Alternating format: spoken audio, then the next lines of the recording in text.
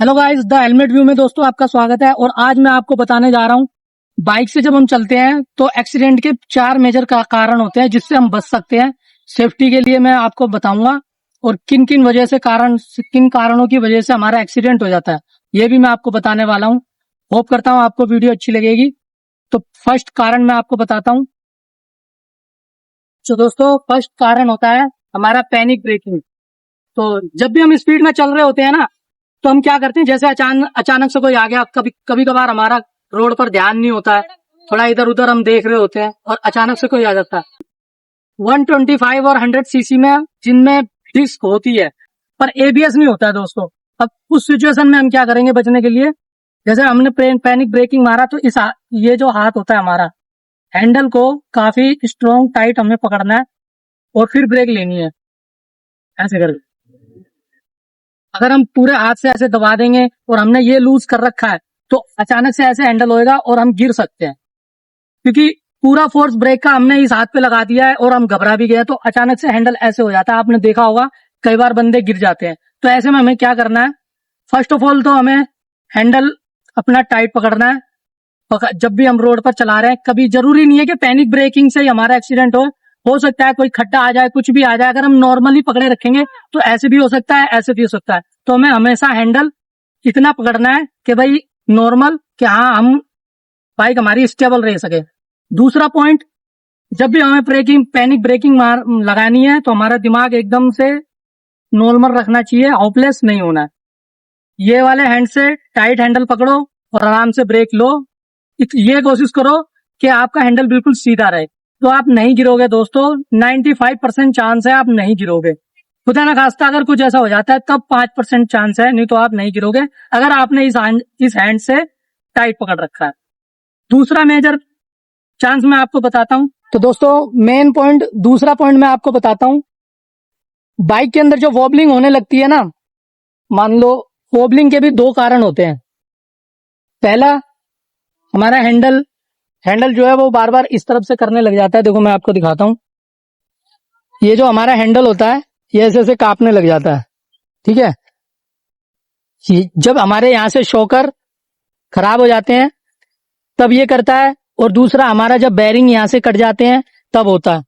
ये कोशिश करनी चाहिए कि बाइक हमारी कभी भी लंबी राइड पे जब भी हम जाते हैं ना, तो हमारा जो बेरिंग होते हैं और जो हमारे शॉकर हैं इनको हम संभाल कर मतलब चलाएं, ज्यादा खड्डों में ना कूदाएं। और दूसरी बात, मैकेनिक से हमें इसको मतलब दिखा लेना चाहिए एक बार। तो दोस्तों, पहला मैंने आपको बता दिया कि हैंडल हमारा वॉबलिंग होने लगता है, उस वजह से हमारा एक्सीडेंट हो सकता है।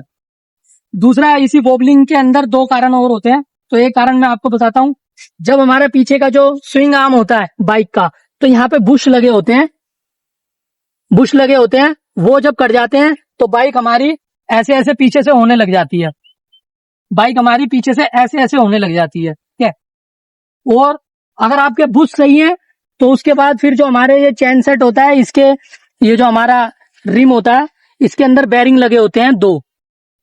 जब दोस्तों बेरिंग इसके कट जाते हैं ना, तब भी पीछे से वॉबलिंग होने लगती है। 2 कारण हो गए। तीसरा कारण, सबसे मेजर कारण दोस्तों जो होता है ना वॉबलिंग का, पीछे से जो कभी कभी हम जब स्पीड में चलाते हैं तो काफी जब ज्यादा स्पीड हो जाती है ना, और हमारे जब ये शॉकर खराब हो जाते हैं, ये वाले जो शॉकर होते हैं लीक होकर सारा इंजन इसका ऑयल निकल जाता है, तो ये बिल्कुल दबने लग जाते हैं और इनमें प्रेशर नहीं रहता है।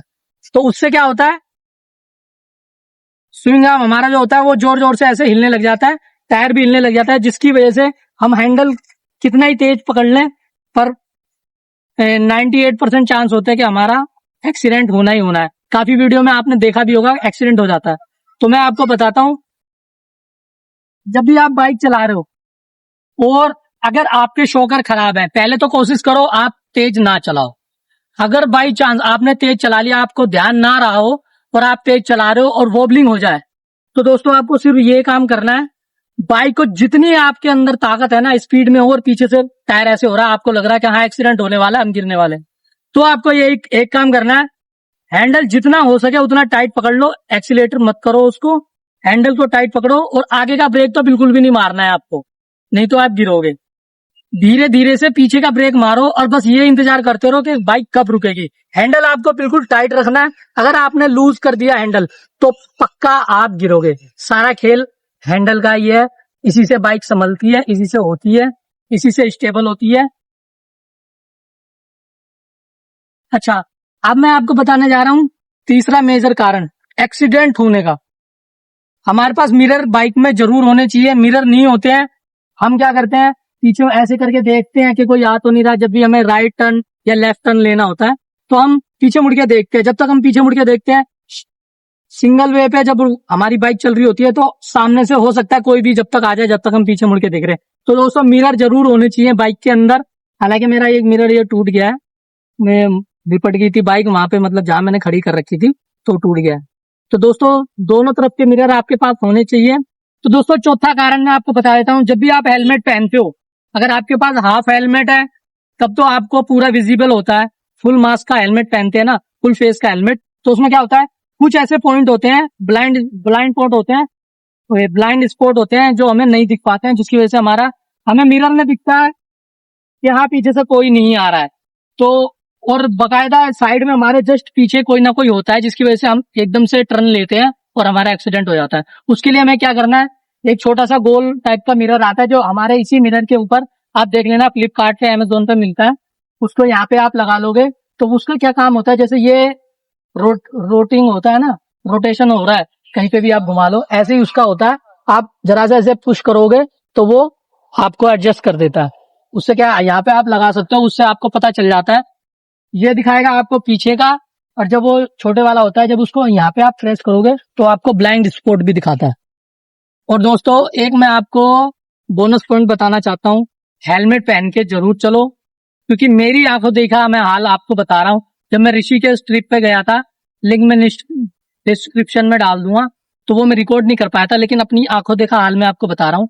एक बंदे का एक्सीडेंट हो गया था और उसने 300-400 रुपए का सस्ते वाला हेलमेट पहन रखा था। हेलमेट पहन रखा था उसने, फुल फेस का हेलमेट था, लेकिन उसका हेलमेट उसकी जान नहीं बचा पाया। पीछे से ट्रक आ रहा था और वो उसने काफी मतलब ओवर स्पीडिंग करके उसके आगे चला गया। बकायदा उसका पीछे का टायर स्लिप हो गया, वो गिर गया और जो पीछे के टायर थे उसके फेस के ऊपर से चले गए और वो मर गया। अगर आपने वही अगर उस बंदे ने महंगा हेलमेट पहन रखा था 1000-1500 का, तो उसकी जान बच जाती, क्योंकि ये जो हेलमेट होते हैं ना 1000-1500 वाले, ये काफी स्ट्रॉन्ग होते हैं दोस्तों। अगर ट्रक भी चढ़ जाए तो ट्रक उसके ऊपर से चढ़ के नहीं जा सकता, वो इतने स्ट्रॉन्ग होते हैं। तो मैं आपसे अपील करूंगा कि इस तरह के हेलमेट मत लिया करो 200-400 वाला। दोस्तों वो जल्दी से टूट जाते हैं और उसको पहनने का कोई मतलब नहीं होता। एक्सीडेंट में आपकी जान नहीं बचा सकता वो, ठीक है। उम्मीद करता हूँ दोस्तों ये जानकारी आपको अच्छी लगी होगी। अगर वीडियो अच्छी लगी हो तो लाइक, चैनल को सब्सक्राइब कर देना। मिलते हैं किसी और नेक्स्ट वीडियो में। Thank you.